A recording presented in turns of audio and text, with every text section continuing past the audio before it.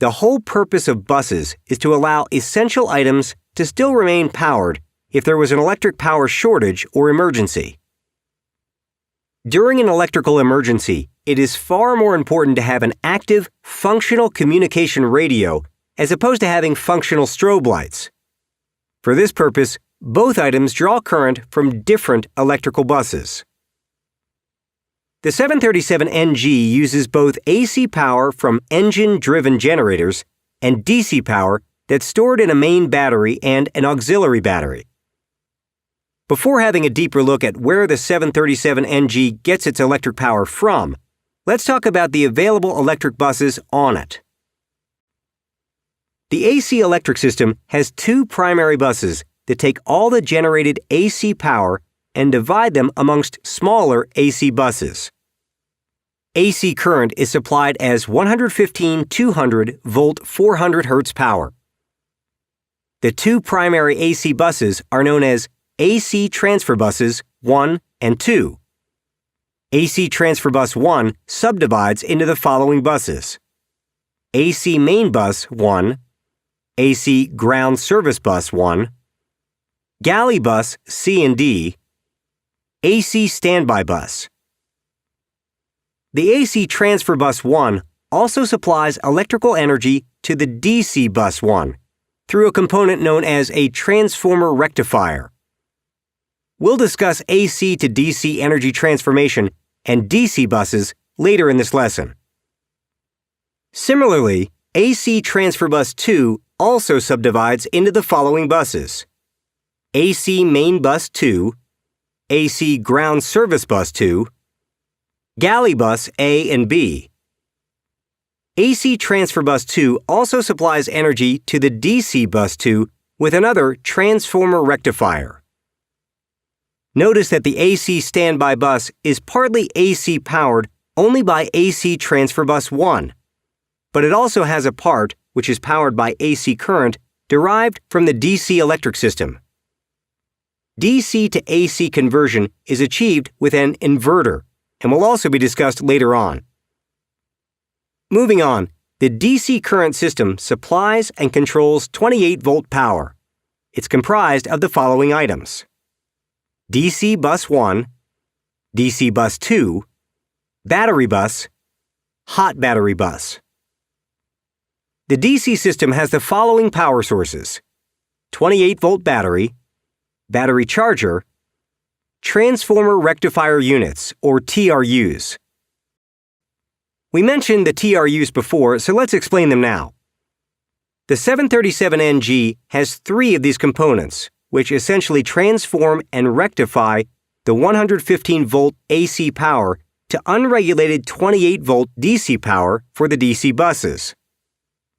The three transformer rectifiers are connected in parallel, which means if one of them fails, the other two may give backup. The TRUs are connected according to the following logic. TRU1 gets power from the AC transfer bus 1 and connects directly to the DC bus 1. TRU2 gets power from the AC transfer bus 2 and connects directly to the DC bus 2. TRU3 gets power from the AC transfer bus 2 and provides a power source for the battery bus. If power from the AC transfer bus 2 is lost, AC transfer bus 1 may supply backup power to TRU3 through a relay. The DC system has two batteries, one main battery and one auxiliary battery. Both batteries are 48 ampere and 24-volt DC power sources. In very simple terms, the battery's connection logic is the following. The main battery normally only supplies power for APU starting, but is a standby power source when all other power sources are inoperative, such as during a complete loss of AC power if both engines are shut down in flight. We all know that the chances of this occurring are minimal. However, the redundancy must still be built in to make the systems more reliable and dependable. Both batteries are always kept at maximum charge by a main and auxiliary battery charger, powered by the AC power system. In case the batteries were ever to drain on ground, it takes nearly 3 hours to charge the batteries from zero charge to an operational level. It's important to note that the main and auxiliary battery chargers do not charge the batteries when any of the following take place. The aircraft is being refueled and fuel station door is open. APU is being started. Standby power is being used due to a loss of power in the DC bus 1 and AC transfer bus 1, or the main or auxiliary batteries are overheated. As we mentioned, the main battery supplies power for APU start and normal operation of the DC buses. When fully charged, the batteries are guaranteed to supply 60 minutes of standby AC and DC power in case there were AC or DC supply failures. Within DC power, there's also a hot battery bus. This DC bus is always powered and active and is in charge of maintaining energy for two main items: all the fire extinguishing systems and the captain's clock. The hot battery bus, similar to the battery bus, is powered by 28-volt DC power from the battery. All these concepts may seem a bit intimidating at first. The AC system, which we'll discuss now, may be even more complex than the DC system.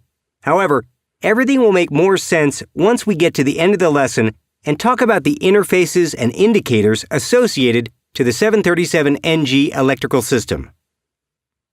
AC power in the 737NG is generated and supplied from 4 independent sources: left engine-driven generator, right engine-driven generator, APU starter generator, and external power. The AC system is designed to prevent any two sources from powering a same transfer bus at the same time. If any AC power source is being overloaded, the system automatically removes electrical load from it and channels it to another AC source. This feature is known as load shed. The output power of the 4 AC sources is considerably larger than DC sources, which is why the 737NG electrical architecture is designed so that AC sources also supply energy to DC buses via the transformer rectifiers.